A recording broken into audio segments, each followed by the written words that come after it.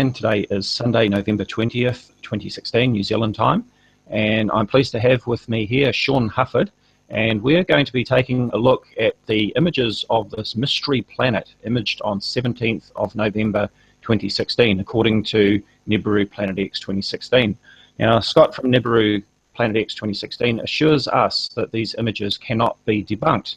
Well, we see otherwise, obviously, and so we're going to take a look at these images, and I'm going to hand over now to Sean Hufford to explain what we're seeing in these images. And maybe you'd like to start first, Sean, with an outline of how Scott from Nibiru Planet X 2016 actually described and presented these images to us. Go ahead, Sean. Well, thanks for having me, Daza. Well, Scott uploaded this video claiming that this was an unknown planet somewhere between Mars and Venus, right outside of the constellation of Sagittarius. He also claims throughout the series of images that he has, he claims to have about 240, which I don't actually doubt. And I'll explain why shortly. Well, he shows these dark spots on a severely out of focus object. And he says that he claims that they're craters and that they rotate as the day goes on because it's a rotating planet that we don't know about. Well, just browsing through YouTube today, going back and forth through my subscription and my recommended videos, I had a video pop up that was actually of these images, but in a video format. They were actually a live recorded video, which Scott cherry-picked pictures out of. And let me go to my screen share over there. Actually, I'll just do my entire application real quick. Planet X there from Scott. And here is the original video. Now, I've got these lined up with one of Scott's images queued up to one of the frames in this 17-minute, 30-second video showing these craters. One near the right off center at the top right, one near the center on the left, and one right below it. We have the same three spots right here. This is the same image. This is where he cherry-picked it from. However, if we play it, you'll see that those spots aren't rotating at all. I'm pretty sure that we can all figure out what's going on there. It's pretty apparent that this was taken through a telescope. It was recorded on a smartphone camera in portrait mode, and the camera is actually trying to focus on the eyepiece instead of the planet. That planet happens to be Venus, by the way. The dust particles on the actual lens of the telescope is what those dark spots are, because they're out of focus. Put it up. These are not craters on a planet. Right, very good, Sean. Thank you for that. And I think it's important to point out too that in Scott's original video on the left there, he presented these images as being photographs. He told us that he had seen all of these photographs, and you mentioned, I think, what was the number, 240 photographs? But we yes, and there's about 240 usable images if he doesn't want to get the tree that's in the way of the filming, and when he doesn't move the camera out of the eyepiece so the planet disappears. There's about 240 images left throughout this whole 17-minute, 30-second video. Right. Now, of course, with any video, it's very easy to take individual frames off the video. For normal video, each second of video is made up of 30 frames of individual images per second. So you can grab individual frames from any video and use them as photographs. So it was misleading to say that these were photographs when they weren't. They were video. It was originally taken from this video that we see on the right. And as Sean has clearly explained there, the craters in this planet, as Scott describes them, are nothing more than dust particles and blemishes on the eyepiece of the telescope that it was being filmed through, which we can clearly see. Would you like to go full screen on the one on the right and play a bit of that, and we can see that moving around, Sean? Ready? So yeah, unless a planet can rotate in random directions at random speeds, no. And also we see those blue planets up at the top there. What are we seeing there, Sean? That would be internal lens reflections between the telescope and the handheld smartphone. Exactly. In fact, we can see those blue planets are sort of moving in front of our mystery planet at times. They're in some sort of crazy orbit because they're moving all over the place, which of course is completely impossible. Oh, the best thing is they're all transparent. You can see one planet behind the other, yeah, and through them, right through here. So once again, we have Scott's indisputable proof that cannot be debunked being debunked very easily. we see nothing but nonsense being posted on Nibiru Planet X 2016's channel. Every time he presents... And I would like... Go ahead. One thing, this video was taken by one of Steve's fans, so he knows where it came from. That one of Steve's fans, or I'm sorry, not Steve, but Scott's fans, right here, Scott at Nibiru channel 2016 Planet X, one of Scott's fans just threw him under the bus by uploading this video. Yep. Now, Scott did mention that these photographs, as he described them, were sent in by one of his subscribers named Paul.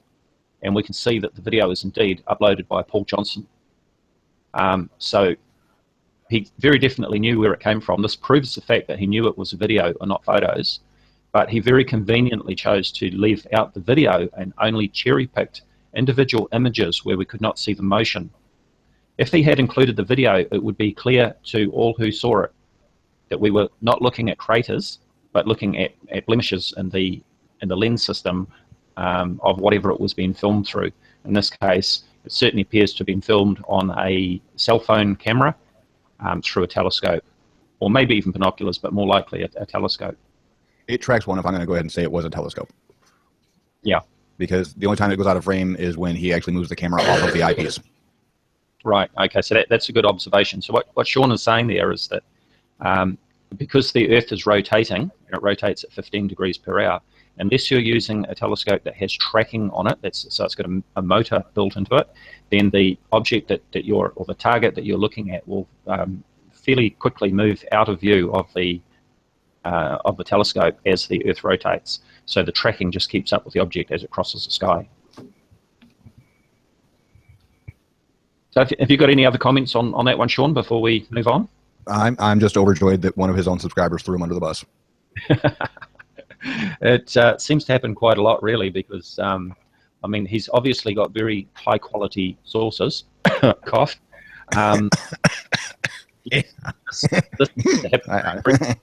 His indisputable proof is so very quickly and easily debunked.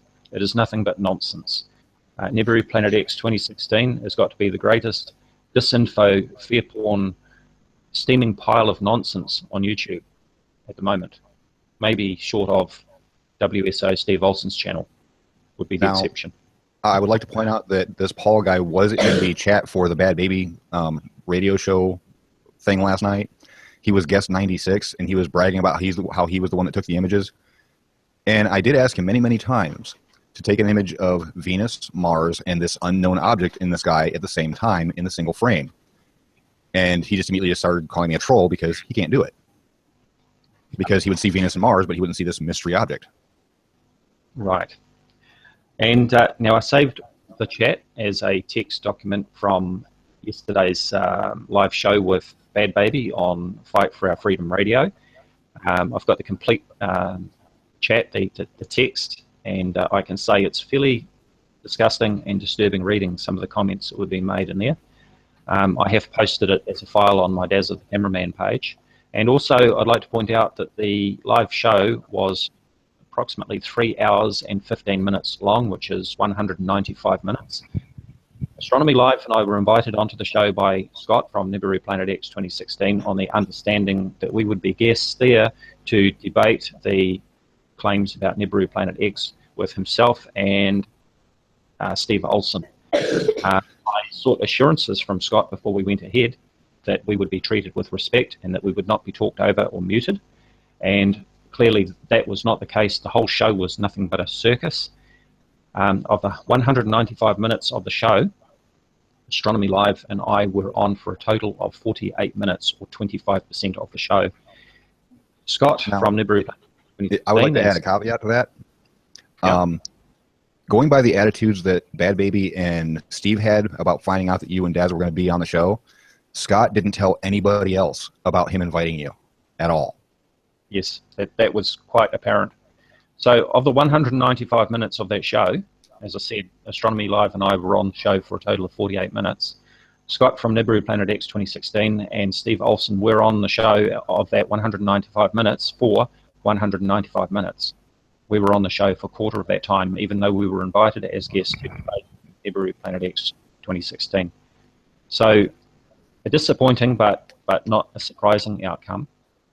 And I can just say that it's certainly a lesson in not trusting these guys to engage in a respectful debate, as they said they would, from the very outset.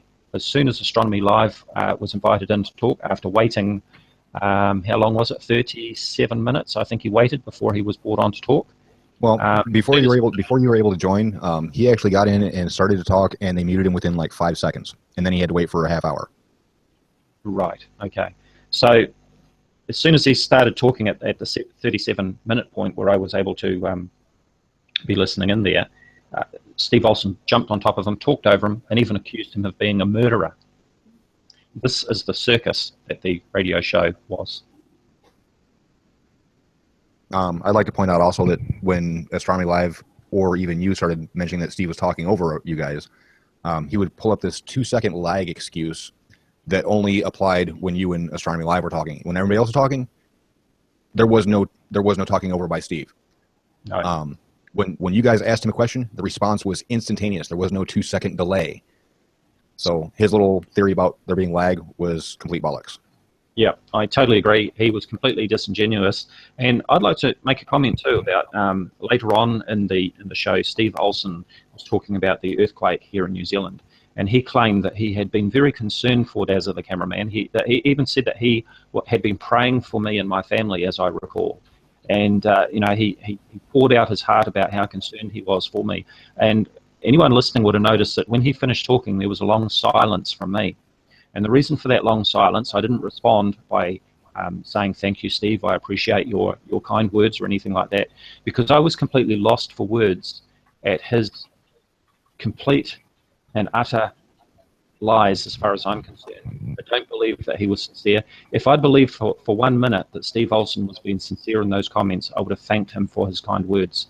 But based on what he has said, the comments that he has made elsewhere, and the way that he has conducted himself to date, I certainly could not accept those comments as being sincere.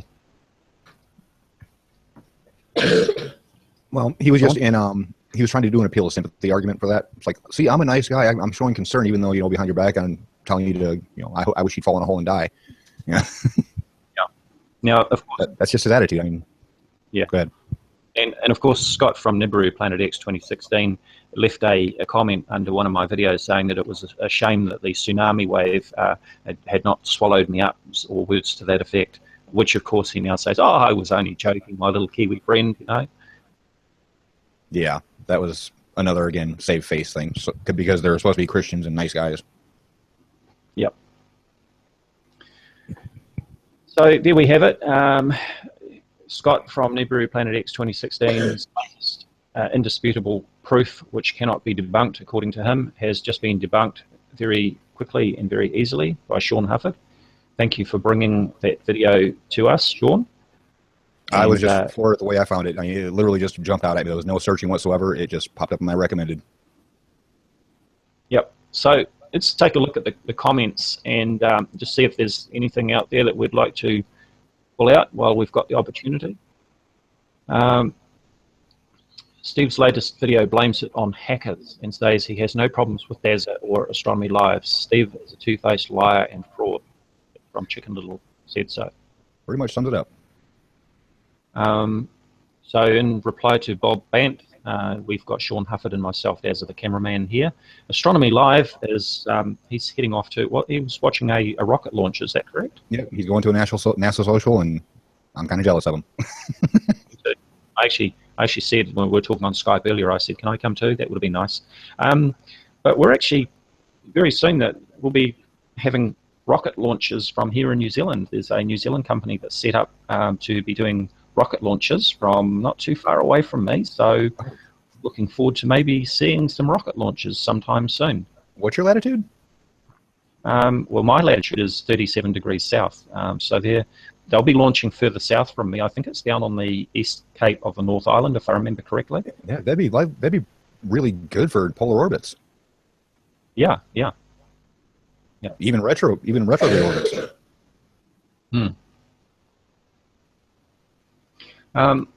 Now, the Jackman 55 says, no, Dazza, he actually said it was you and Astro who was doing a hack. We should point out, too, that Bad Baby kept claiming that Astronomy Live was somehow hacking the system and Oh, unmuting himself during the show. okay, I'm going to address that bad baby claim crap publicly, and I'm sorry for using the C word there, Daza, but it was. When she first started the radio show, she had to go through and manually mute everybody who joined the call because she didn't set it up to mute people on joining. So anytime that somebody would join, they automatically were unmuted. She would have to manually mute them. What Astronomy Live ended up doing after he got muted so many times was he would hang up and rejoin the call, which would leave him unmuted. There was no hacking involved. It's just her ineptitude on dealing with her own software. Right. Okay. That's pretty clear. Okay. Raven Duckstein says, Dazza, how about those H1 images behind Mercury? It seems like the sun or an anomaly of it. Well, of course, I'd need to look at the images that you're referring to. I should say every single time that somebody has claimed that there is something unusual in the stereo or SOHO or SDO images, when we go in and have a look, the object is clearly identifiable. It's generally a planet, if it's not a comet passing through. But I know what images they're talking about. It's on one of Steve's latest videos, and it's really an odd image. It's like a series of 9 images where it's some brightly lit object covering just about the entire viewfinder. And for the life of me, I can't think of what it is other than somebody's photoshopping it in, but that's just pure speculation on my part. See if I can get a link to it. Okay, so as always, we're always happy to look at images and see if we can figure it out. So later on, we'll take a look at those images, and no doubt Astronomy Live will want to take a look and give his opinion on that as well.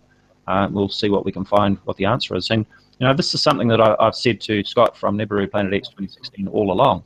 He keeps posting these nonsense videos claiming all sorts of things are Nibiru Planet X or some new unknown planet or Planet Enoch or whatever. And I've said to him all along that all he needs to do is if he's looking at something that he doesn't understand what it is, just send it to me or send it to Astronomy Live or send it to Sean, and we'll take a look at it and we'll give an opinion. Yeah. So I have got no speculation on what that could be. I mean, I just don't know. Okay, so we'll look into that. Now, a still image doesn't tell the whole story. So what I tend to do is I load up a series of images and play them as a slideshow or a movie, and that often reveals a lot more information about what is going on. Yeah, there's a lot of randomness. Like this dark circle, it does change positions, which leads me to believe it's some kind of lens aberration, but I have no idea what could be causing it, which is why I'm confused. Yeah. But at least I'm honest that I can say I don't know. Yeah. Well, sometimes at a point in time we don't know. That's based on limited information at the time. But when you look at the whole picture and you get the series of images, and also there's a very good link on the stereo website that goes into apparent anomalies and explains the different things that we see on the stereo and SOHO images, which is very helpful. They describe things such as debris from micrometeorite impacts, lens flares, reflections, cosmic ray strikes, and other things that create very strange-looking images that don't appear to be normal. I see Event Skeptic is shouting "fake, fake, fake" in the chat. Faker, he says. I guess he must be talking about Scott from Nibiru Planet X and Steve Olson. I'm guessing. Yep. I'll just say at this time I have no idea what is in that image, but anything's a possibility as far as until we can figure out what it is. It lasts for about an hour on frame. Like I said, it goes through about 9 images. Or I'm not sure what the time frame is, but it's like 9 images back to back that it all happens in, and it's got some other real bad screen anomalies all the way across. Because like the picture I was just showing had that real bright half lower half of the whole frame, which leads me to believe it's a lighting issue. Yep. Okay, so Nadia, Astronomy Live will want to chime in on that one and maybe do a video. So we'll look forward to seeing that one. Okay, so what else have we got in the chat there, Sean? Do you want to pick something up? Right now they're talking about they're still talking about the Steve video I just showed, and apparently BP Earthwatch has said it's the sun bleeding over from one of the other cameras on the spacecraft. I could not give an answer to that, yes or no, because I haven't looked into it enough yet. Yeah, yeah. No, we need to look into it properly and not jump to any conclusions too quickly there.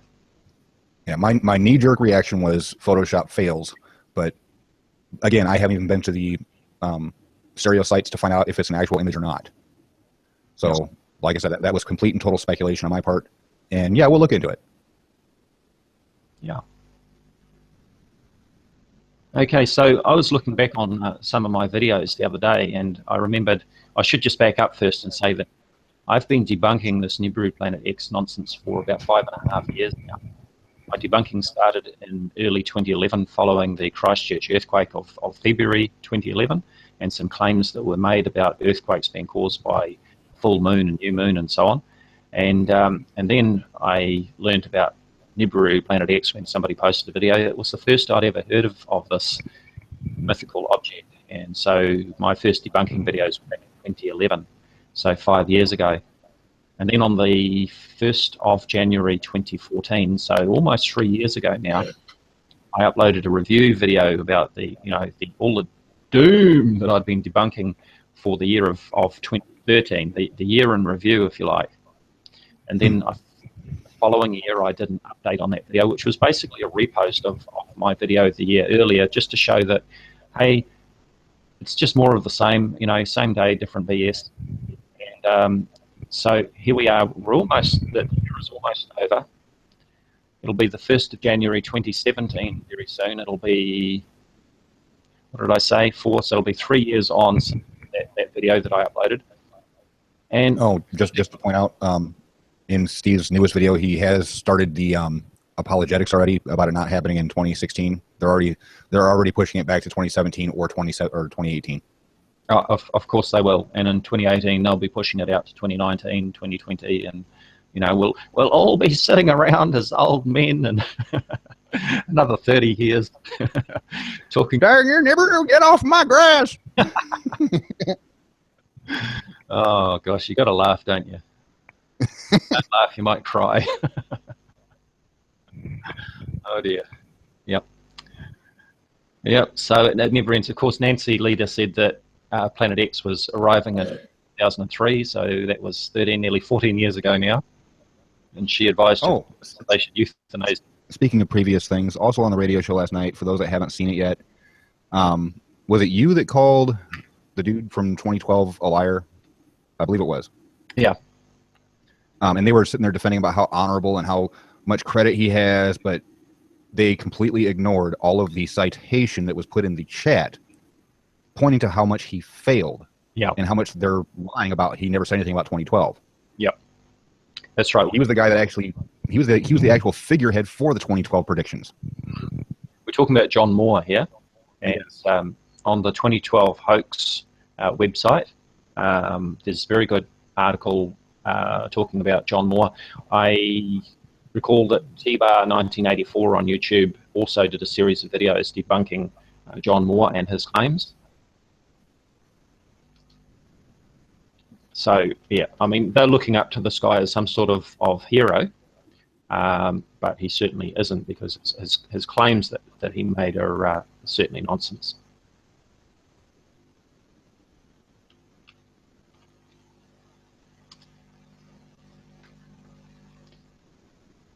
You still with me, Sean?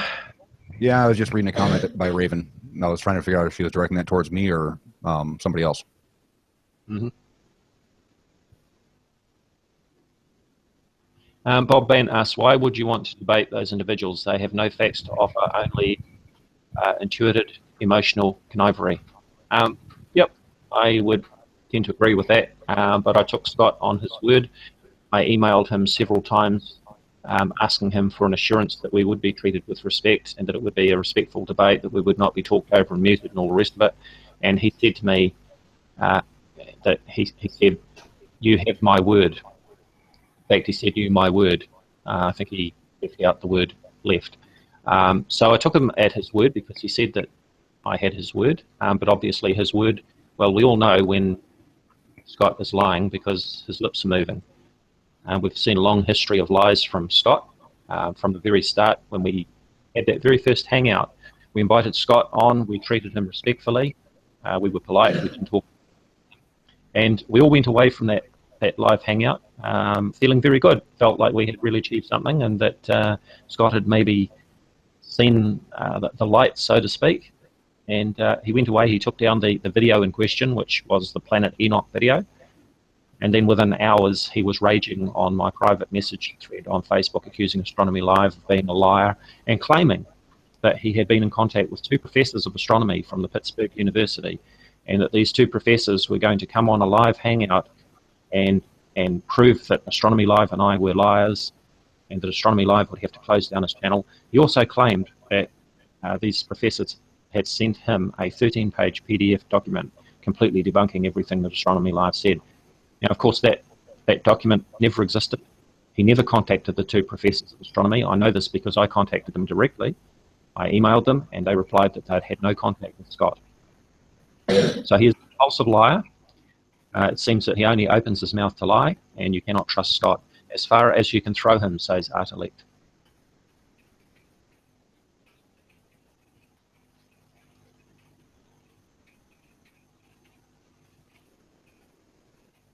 Now, Requiem for a Dream asks, aren't they bringing in a whole bunch of new YouTube and Google rules that are going to stop monetizing all these fear porn channels?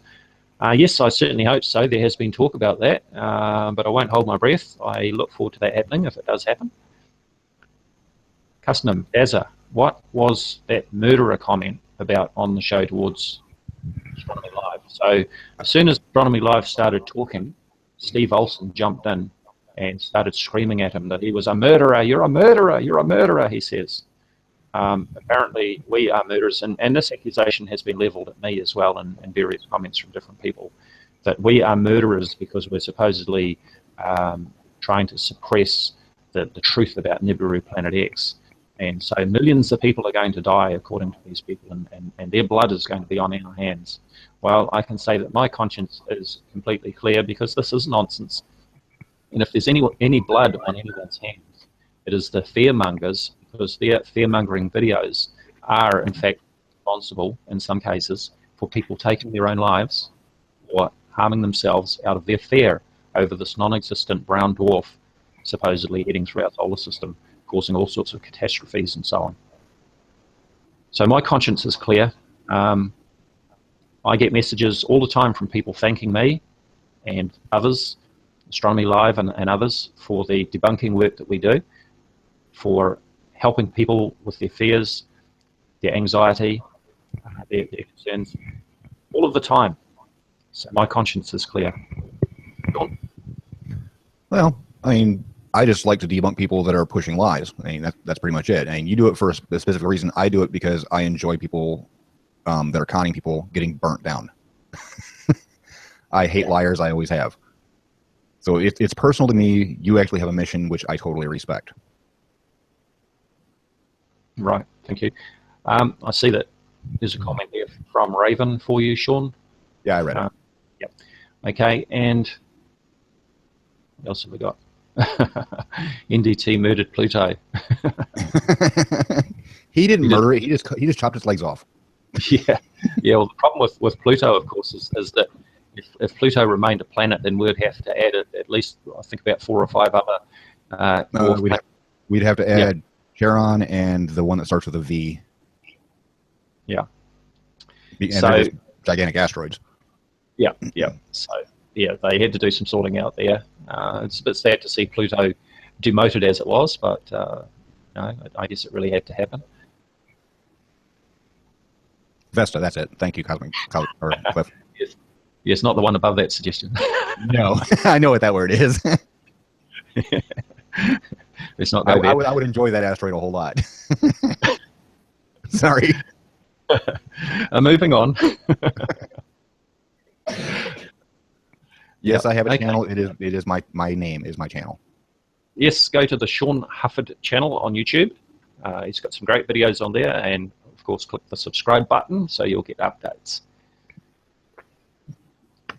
I have to say, Sean is very talented in a number of skills.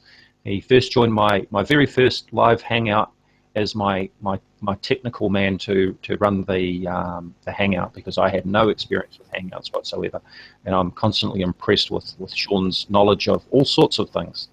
I So am considered a jack of all trades. I do not specialize in any one field. right. So it's a pleasure to have you on, Sean. Thank you. Well, thank you for having me. I mean, it's always a pleasure. Now, at some stage in the not too distant future, I do hope to maybe host Scott from Nibiru Planet X 2016 and Steve Olson in a proper hangout and debate, which will be conducted as a hangout and debate should be conducted, without people screaming over the top of each other, interrupting, and so on. And hopefully we can actually discuss claims instead of making accusations of being a murderer and things like that, where we actually look at images and actually say, okay, what are we seeing in this image? Can we confirm that this is Nibiru Planet X, or can we confirm that it is actually something else? That is what we should have been doing on the show yesterday with Bad Baby, if the show had conducted as it should have been. Well, again, the whole show last night, Bad Baby had no idea what was going on because Scott's disingenuous like crazy. And Scott kept the invitations quiet, so nobody else knew about it, so there was no preparation. There was no agreement with anybody else except for Scott, which he blatantly violated himself. But yeah, it was a complete farce because it was a setup by Scott, is what it was. Yeah. Now, Requiem for a Dream has just made the comment, I would love to see Dazza at Astronomy Live versus Scotty and Steve with Sean as moderator. Now, I've heard Sean acting as moderator in the past, or even offering to act as a moderator, because one particular debate I'm thinking of didn't go ahead because the other party, I guess, didn't have the testicular fortitude to show up for the debate. Correct. But I believe that Sean would be very fair and unbiased, and trying to just focus on running the debate as it should be run and giving everybody a fair go. Right. As a moderator, it's not the moderator's job to point out things or make suggestions. They're just there to keep things in order. Absolutely. Now, I noticed that Scott from Nibiru Planet X 2016 still has me blocked. He still comments on my channel, which is fine, because, as I've often said, I believe in open and balanced discussion, and I very seldom block anyone, only for the most extreme offending, and usually it's for mindless spamming, pushing everybody's comments down the page.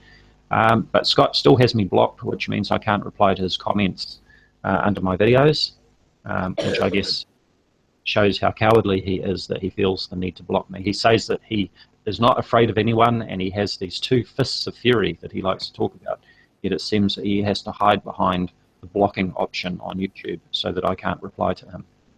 But that's fine. I'll just reply in videos. Just a public acceptance of an apology. Raven, you're fine. I mean, I'm not upset about it. It just caught me off guard. Thank you, Sean. Yep. And on that topic too, that's something I'd like to point out, is that I'm not the sort of person either that holds grudges against somebody. If I believe that somebody that I've been up against is sincere in an apology, and this has happened in the past where people have called me out, called me a troll and a shill and all the rest of it, and then suddenly they have realized that what I was saying was actually correct, that I wasn't lying to them, and they have come to me and apologized, and I accept their apology if I believe it's sincere, and we move on. I don't hold grudges. And you know, the same thing would happen if Steve Olson or Scott from Nibiru Planet X suddenly realized that what they were presenting was absolute nonsense, and I believe that they know that anyway, but giving them the benefit of the doubt, if they apologized and said, yep, I was wrong, I would accept that, and I wouldn't hold a grudge against them, and we'd all move forward. Christopher Levick, fists of phooey. WTF Sky, my last understanding is she's taking a break for a few days because of all the drama that's been happening lately. Yeah, so. She's not well at the moment. I think she's got a bug. I think she said that one of her kids was sick as well. So yeah, earwigs are the worst. Sorry. Yeah, so I mean, all of this, it does take a toll. It's very tiring, and you know, especially when you're under such an attack. Mari had been working very hard to counter the attacks that were being made on her, and yes, I know it certainly does take a toll. Yes, Kaiser, I did see that, and I will send you the link a little later. I'll just mention at this stage too that of the 3-hour, 15-minute radio show yesterday, I mentioned earlier that Astronomy Live and I were on that show for a total of 48 minutes. I have cut down the audio recording that I made down to 48 minutes, and I will upload that to a sharing site later on, so that others listen to the portions where Astronomy Live and I were actually able to talk, sort of. You'll have to make allowance screaming and yelling and so on by Steve Olson and Scott from Nibiru Planet X. Right at the end of the show. What was it that triggered Scott near the end of that? I mean, he just went totally ballistic, and I don't remember you saying anything that made him go ballistic. He just snapped. Yeah, that was he was Astronomy Live was on at that stage, and that was about the photos that Astronomy Live had taken that Steve Olson had used in his video, claiming that it was Nibiru Planet X. And so Astronomy Live has filed a copyright strike against Steve Olson for using his images. And that seems to have triggered Scott off. Now, Scott made a comment. I think he left this comment under one of my videos, if it wasn't in the Skype message he sent me this morning, saying, you know, big deal. You know, if Scott hadn't, if Astronomy Live hadn't started off talking about the photos that Steve Olson had used, then Steve Olson wouldn't have started screaming at him and all the rest of it. But Scott seems to have completely missed the point here. It's not just about a $1 photo that was used. It was the fact that Astronomy Live's photo was misrepresented in Steve Olson's video as being Nibiru Planet X, which of course it was not. It's not just about copyright breach, it is about misrepresenting the image that Astronomy Live took. Well, he tried to cover himself by saying that because he got it from somebody else, it wasn't theft or copyright infringement. Now, it doesn't matter where you get stolen property from. As long as you have it, you are guilty. That's standard law everywhere. Yeah, absolutely. Yeah. So, yes. Oh, go ahead. Yeah, Raven, yes, I do have your email now. Raven Duckstein, hope I'm pronouncing your name correctly, has an interesting story to tell, I say interesting, I should say a tragic story to tell about a friend of hers who had been very badly affected by the fear-mongering. And I hope to have Raven on to tell her story in a hangout sometime soon. I've been meaning to do this for a while, but a lot has been happening. And I certainly haven't forgotten about it. It's been on my mind to do. And I hope to follow that up with you soon, Raven. And thank you for sharing your story with me. Go ahead, Sean. No, I lost my train of thought. We're talking about the copyright theft of the image being misrepresented. That's about, and then he went on saying that he was going to pay Scott for them after the fact, which doesn't protect him in any way, because that'd be like shoplifting from a store, getting arrested right outside of the store, and then saying, oh, I'm sorry, let me pay for that. You're still going to jail. Period. Absolutely. I mean, paying for something after the fact does not absolve you of the crime. No, of course it doesn't. Yeah. And he just couldn't understand that either. Yeah. These people are completely disingenuous. They are liars. And I'm still of the opinion that Steve Olson, though he claims to believe what he's saying, I believe that that's another lie. The stuff that I've been seeing coming out in his videos as of late, I just cannot believe that any sane person could really believe what he is presenting. No, you're not going to get me started on Daniel, are you? Yeah. Having said that, it disturbs me to see the comments underneath those videos from people who appear to actually believe that nonsense. It actually worries me. You know, the internet should be a wonderful thing for mankind, that we've got all of this information that we can, that's right at our fingertips like never before. But at the same time, there's all this nonsense which is right at our fingertips like never before. And it seems to be turning a larger proportion of the population into zombies. It really is disturbing. Yeah, to say the least.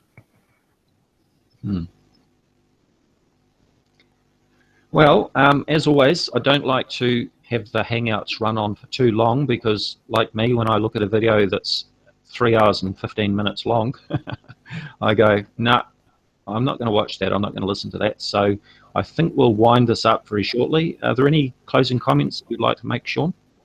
No, I'm just, again, very grateful to one of Scott's subscribers throwing him under the bus. and I'm glad we got that out in the first 15 minutes of the video. Yes, well done, Paul Johnson. Thank you for that. You did very well. Yes, keep it up. Keep up the good work, as they say.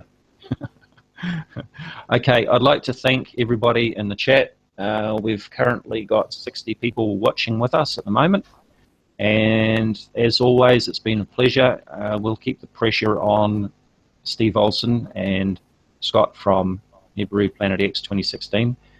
I also do hope to do a video, my first video, responding to claims by, and my mind's just gone blank, let me think, earthquake predictions. Help me out here, Sean.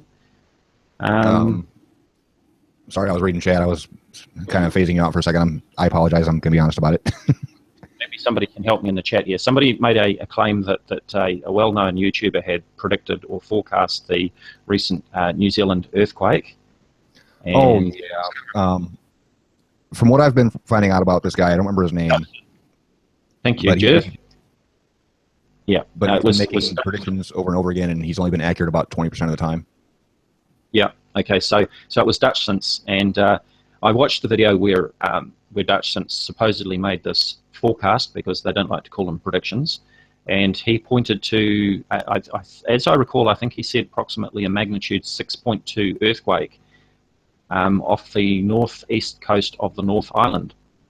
Well, as it turned out, we had a magnitude 7.8 earthquake, sort of, how would I describe it? About a third of the way down the South Island, about 600 miles. Somebody says 200 miles off course. I have it closer, about 600 miles, 500 miles at least off course from what I saw using Google Earth. And of course, the difference in power between a magnitude 6.2 and a magnitude 7.8 is massive. And there is a calculator that I will be using to demonstrate that difference. The magnitude scale is logarithmic. So for each scale in the magnitude that you go up, it increases, I think it's 10 times. You might know, Sean. Say it again, you kind of broke up for a second. Yeah, you broke up for a second. Yeah. If my understanding is correct, and I'll need to go back and check this, for example, a 5.2 is 10 times stronger than a 5.1. Correct. Right. So or is it's either 10 times or double, I don't remember. I believe it's 10 times. Yeah. I know it's it's an order of magnitude. Okay, Kaiser Cube is saying 1 power. Okay. Chicken Little says it's 10 times. But anyway, this is what it's all about, is that, you know, I don't just speak words without checking my facts. So I will be going back. There's a very good article on GeoNet that explains how the magnitude scale works. So I will present that information so that it is correct, instead of just speaking off the top of my head as I'm doing at the moment. But certainly a magnitude 7.8 earthquake is considerably stronger than a magnitude 6.2, and a 6.2 really on the scale of things is no big deal, especially when you look at the history of powerful earthquakes that we have in New Zealand. I remember the Japan quake. As a minor correction, a 6.2 direct underneath deep water, if it's a shallow quake, can actually be very devastating. But land-based, exactly. Not so much. Yeah. So Kaiser Cube has just made the comment, so magnitude 5, 6, 7, 8 is equivalent to 1, 10, 100, 1,000. So, yeah.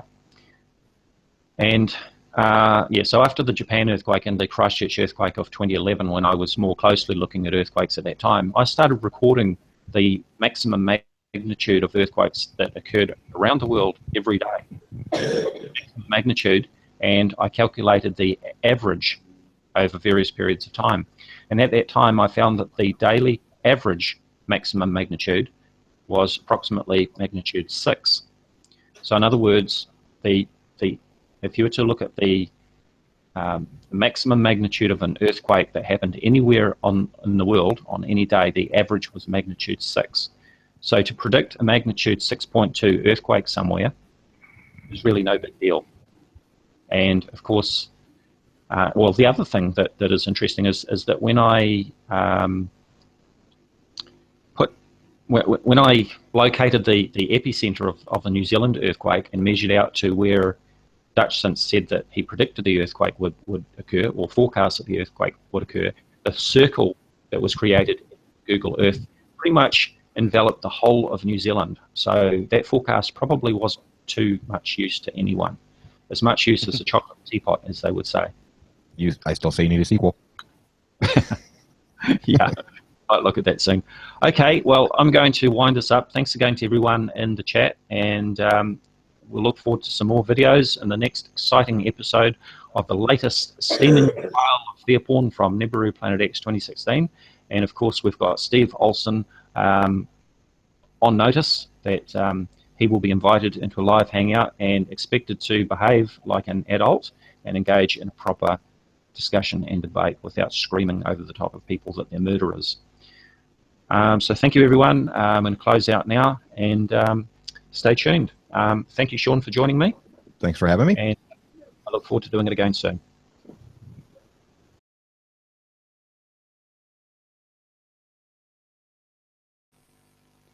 Hello, YouTube. This is Dazza the Cameraman. Today is Sunday, November 20th, 2016, New Zealand time.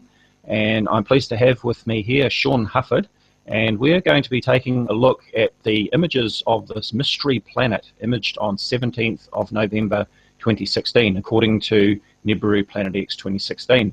Now, Scott from Nibiru Planet X 2016 assures us that these images cannot be debunked.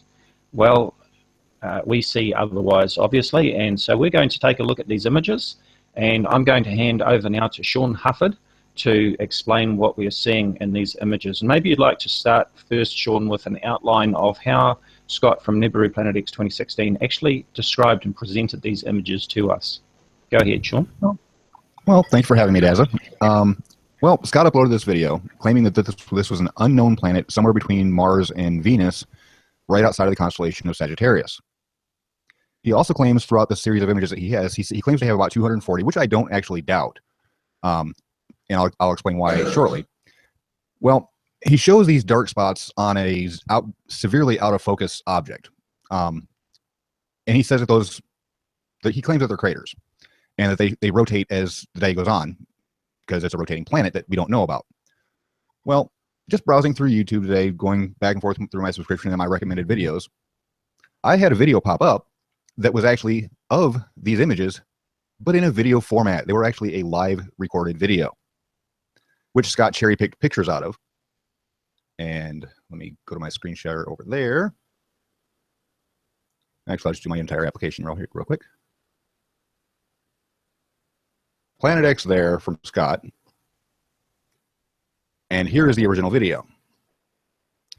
Now, I've got these lined up with one of Scott's images queued up to one of the frames in this 17-minute, 30-second video showing these craters.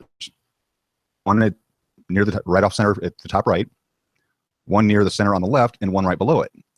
We have the same three spots right here. This is the same image. This is where he cherry-picked it from. However, if we play it, you'll see that those spots aren't rotating at all. I'm pretty sure that we can all figure out what's going on there. It's pretty apparent that this was taken through a telescope. It was recorded on a smartphone camera in portrait mode, and the camera is actually trying to focus on the eyepiece instead of the planet. That planet happens to be Venus, by the way. The dust particles on the actual lens of the telescope is what those dark spots are, because they're out of focus. Put it up. These are not craters on a planet. Right, very good, Sean. Thank you for that. And I think it's important to point out too that in Scott's original video on the left there, he presented these images as being photographs. He told us that he had seen all of these photographs, and you mentioned, I think, what was the number, 240 photographs? But we yes, and there's about 240 usable images if he doesn't want to get the tree that's in the way of the filming, and when he doesn't move the camera out of the eyepiece so the planet disappears. There's about 240 images left throughout this whole 17-minute, 30-second video. Right. Now, of course, with any video, it's very easy to take individual frames off the video. For normal video, each second of video is made up of 30 frames of individual images per second. So you can grab individual frames from any video and use them as photographs. So it was misleading to say that these were photographs when they weren't. They were video. It was originally taken from this video that we see on the right.